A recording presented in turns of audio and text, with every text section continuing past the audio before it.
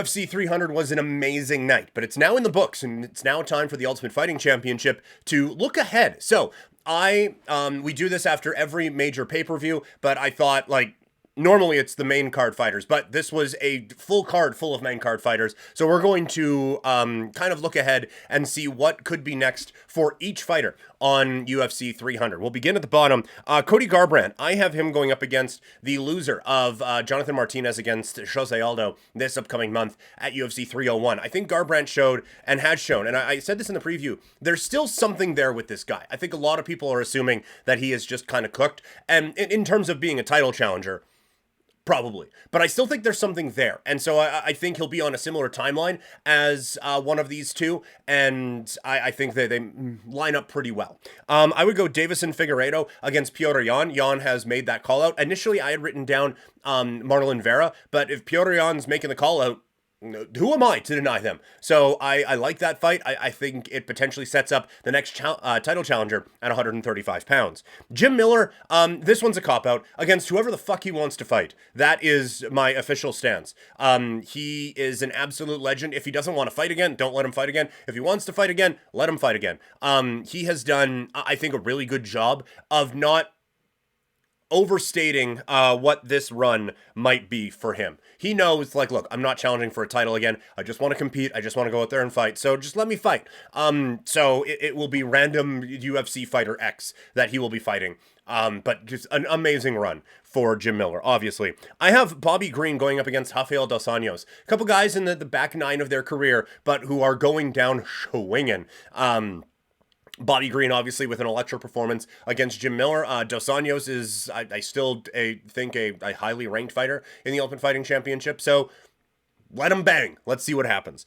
I have Marina Rodriguez against Mackenzie Dern. It's a rematch from 2021. Both fighters really need a win to get back into title contention and get back into, quite frankly, relevancy. So I think that is a very key fight would be a very key fight for both of them. Jessica Andrade against, and I apologize for the pronunciation, Vivian Jardinola. Again, like, you have Vivian, who is on a bit of a roll, and you have Jessica Andrade, who is coming off of a win. So I think they stack up pretty well. Jalen Turner against Benoit Saint Denis. Both fighters coming off of losses in some of the more marquee moments of their career. So both young fighters needing a win, kind of getting back into that prospect status there at 155. Renato Moicano, I have him going up against Beneil Dariush.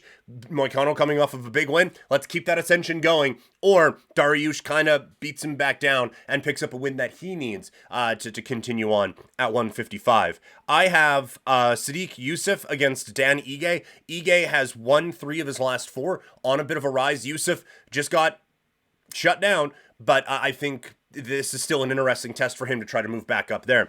I have Diego Lopez against Edson Barbosa. Just a phenomenal all-violence type of a fight. I think that would be a blast. Holly Holm against Juliana Pena at women's bantamweight.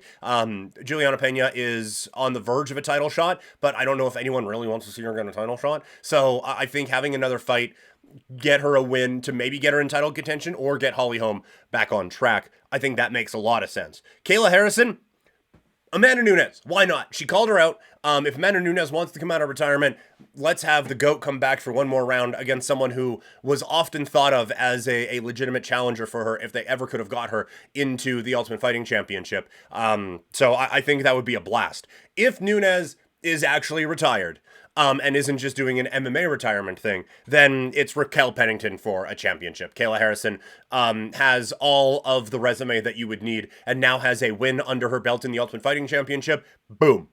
Title shot. Don't mess around. Title shot. Let's get this thing rolling here. Calvin Kattar going up against Arnold Allen. It's a rematch for when Kattar injured his knee. So I think that's a fight that Kattar would want to have back for sure. Aljamain Sterling against Movsar Evloev. Sterling coming off of a good showing. Evloev, I believe, is top 5. So that would be way too much fun to pass up. I say, let him go. Yuri Prohachka against Jan Blachowicz. This is depending on Blachowicz' status with his shoulder, but 2 high up contenders at 205 pounds. I'm not saying you get a title challenger out of it, but I do think you get something like someone who is close to it anyway. And you get a really good fight too. Cody Brundage against Cesar Almeida, coming off of a win a couple of weeks ago on Ultimate Fight Night. They're the timeline, that's where I'm looking for. The timelines, I think, kind of sync a little bit well, and both in, I think, relatively similar spots on the come up in middleweight. Bo Nickel, he called for it. Let's give it to him. Anthony Hernandez. This is the giant step up in competition that Bo Nickel has been clamoring for, and that people who have been watching his stock rise have been clamoring for, to see what do we really have in this prospect at 185 pounds. Arman Sarukian, he gets a title shot next. Whether that's against Makhachev or Poirier coming out of UFC 302 will remain to be seen. If I were a betting man, and you know I am, I would say that is going up against Makhachev then. But Sarukian deserves a title shot coming off of that win. This was billed as a title eliminator, so let him go.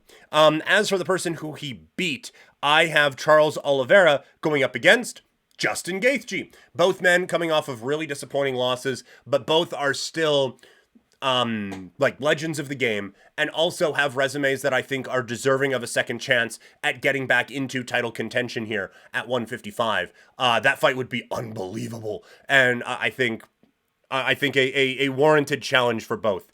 Again, at 155. Max Holloway, give him Ilia Topuria in a soccer stadium or football stadium in Hawaii. Just put it in a place where you can put 100,000 people in there.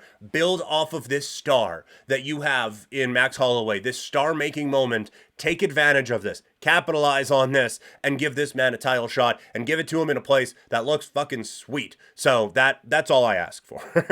Yan Jiaonan against Carla Esparza, assuming she is ready to come back post-baby.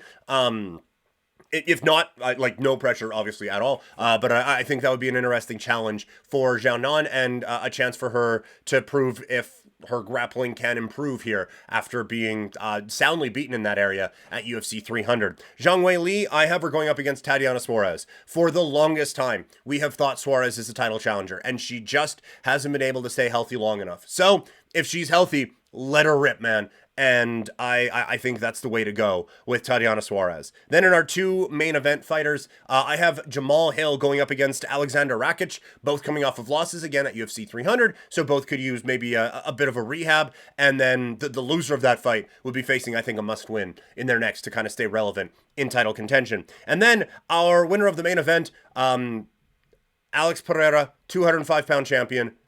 Give that man Tai Tuivasa. Have it be at UFC 301. Give this man a heavyweight fight. Why not? Like Luke Thomas said, let him fast track his Hall of Fame resume.